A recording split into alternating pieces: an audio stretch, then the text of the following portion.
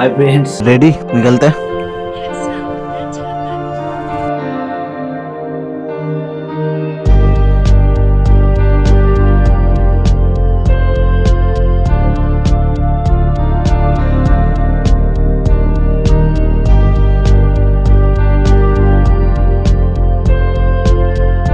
अभी रूम पे पहुंचा हूँ तो टाइम हुआ है 10:30। अभी निकलेंगे थोड़ा बाहर की तरफ, तो निकलते हैं। निकल के बातें और करते हैं, देखते हैं कहाँ पे जाते हैं। पहले जहाँ जाएंगे आपको पहले बताएंगे। पहले कुछ खाना खा लेते क्योंकि बहुत ज़ोर से भूख लगा है। 11 बजने वाला है, सुबह से कुछ खाए हुए नहीं। तो उसके बाद जाते हैं जहान कोसा कमान। यहाँ से अभी 3 किलोमीटर दिखा रहा है, 11 मिनट का रास्ता है बाइक से।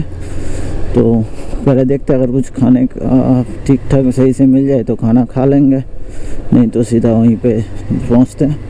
मतलब ये जो मुर्शिदाबाद है ये फुल ऑफ हिस्ट्री है, मतलब पूरा हिस्ट्री से भरा हुआ है। जो पॉलासी का फाइट हुआ था, पॉलासी का युद्ध हुआ था, जिसके कारण इंग्रेज इंडिया पे कलकत्ता पे आके इतना दिन शासन कर पाया। रॉबर्ट क्लाइव मिर्ज़ापुर के साथ मिल के बांग्ला का लास्ट नवाब सिराजुद्दौला को हराया था। वो पूरा हिस्ट्री यहाँ पे एक चीज़ है, सारे बताएंगे। अभी भी 1.8 किलोमीटर बाकी है, 6 मिनट दिखा रहा है। पहुँचते हैं, उसका भी एक बहुत खूबसूरत हिस्ट्री है जो जहाँ पे जा रहा हूँ, तो वहाँ पे पहुँच के उसका हिस्ट्री बताएंगे। तो पहुँचते हैं जहान कोसा कमान। अभी हम है जहान कोसा कमान पे। ये देखो एक बार इसका साइज़ देख लो, कितना बड़ा साइज़ है इसका। ये प्राय 7 टन से ज़्यादा इसका वेट है, सिर्फ वेट है 7 टन से ज़्यादा। और लंबाई से 5 से 5.5 मीटर लंबा है ये जहान कोसा कमान। जो एक बंगाली मैन है जनार्दन बोल के, वही बनाया था शाहजहां के टाइम पे। बहुत ही हेवी है। बोला जाता है इसको फायर करने के लिए 17 केजी गान पाउडर यूज करना पड़ता था। इस कमान को सिर्फ फायर करने के 17 केजी गान पाउडर यूज करना पड़ता था। तो एक बार इसका व्यू देख लीजिए।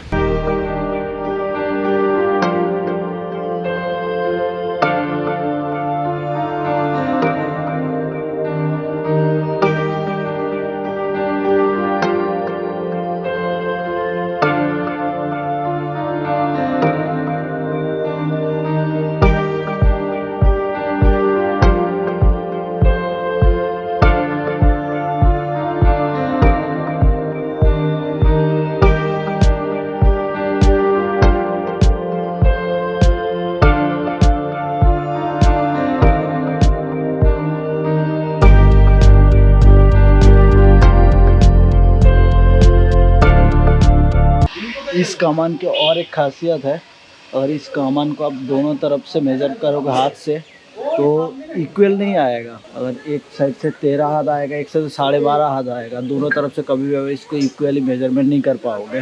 देख लीजिए एक बार, और एक बार लास्ट बार। तो फिर दूसरे डेस्टिनेशन पे निकलते हैं। अभी यहाँ पे ख़त्म हो गया। अभी कटरा मस्जिद जा रहे हैं, लोकेशन फिक्स कर दिया। अब वहाँ पे जाके देखते हैं क्या होता है नहीं होता है। ठीक है,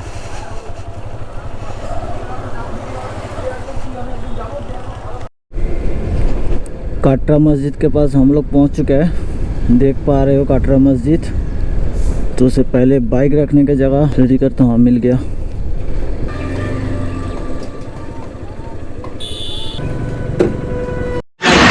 अभी मैं हूँ कटरा मस्जिद पे, और अंदर का व्यू भी दिखाएंगे, सब कुछ दिखाएंगे कटरा मस्जिद का। तो हम अभी धीरे धीरे कटरा मस्जिद के अंदर जाने वाले हैं। अंदर पहुँचते हैं।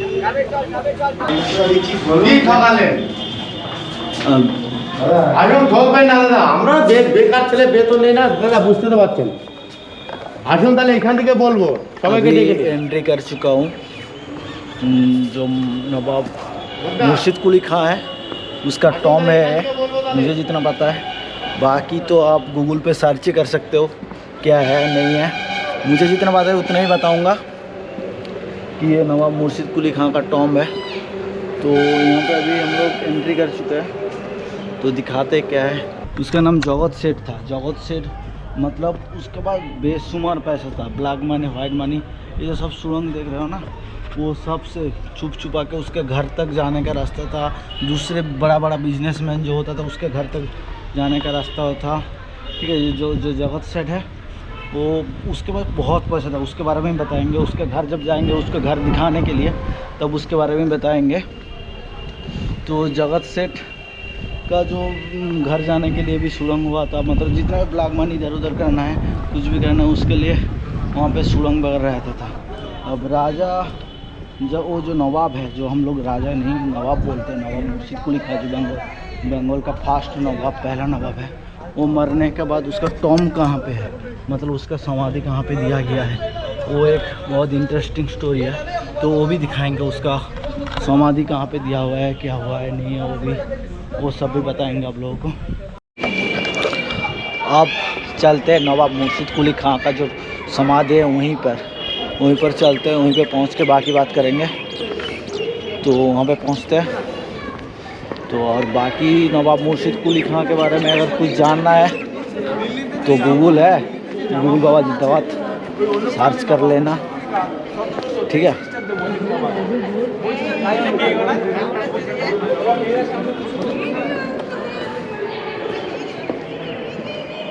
यहाँ पे शायद कुरान वगैरह पढ़ने का जगह है, मुझे उतना आइडिया है नहीं नवाब मुर्शिद कुली खां का टॉम है कहाँ, लेकिन भाई जगह बहुत खूबसूरत है भाई, बहुत ही खूबसूरत जगह है। व्यू भाई वो अल्टीमेट है। चले अभी चलते हैं बंगाल का फर्स्ट नवाब मुर्शिद कुली खां का जो समाधि है वहीं पर। ये यहाँ पे काम होता था लोगों का, जो एंट्री करता था, वो एंट्री गेट यही है, ये उसके एंट्री गेट जिससे हम बाहर निकलेंगे, ठीक है।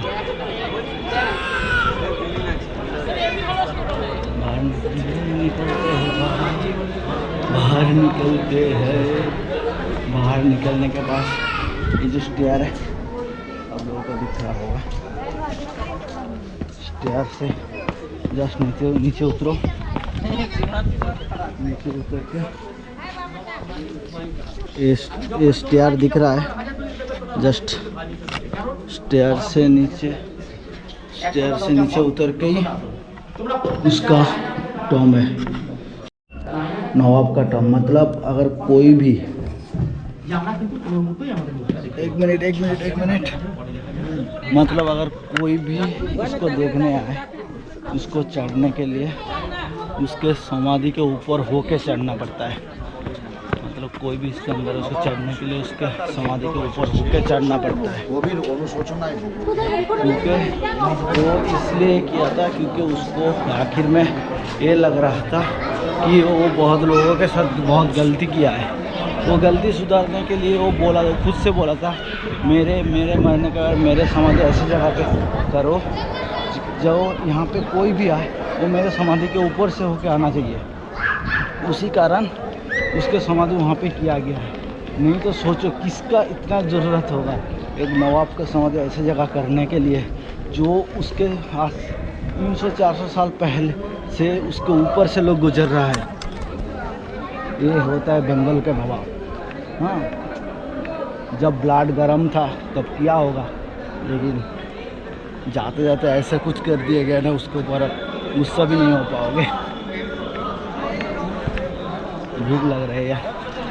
इसका हिस्ट्री ये भी है, आज से 300 साल पहले यहाँ पे लगभग 700 आदमी एक साथ कुरान पढ़ सकता था। इतना बड़ा एरिया है, इतना बड़ा, एक साथ 700 बंदा कुरान पढ़ सकता था आज से 300 साल पहले। और ये जो रूम देख रहा ना, ये जो रूम आप लोगों को दिख रहा है, ये उस टाइम का जो स्टूडेंट है उसको रहने का रूम था। ये सब रूम पे वो लोग रहता था। ये जो रूम आप लोगों को दिख रहा है, ठीक है। तो एक बार आपको पूरा व्यू दिखा देता हूँ।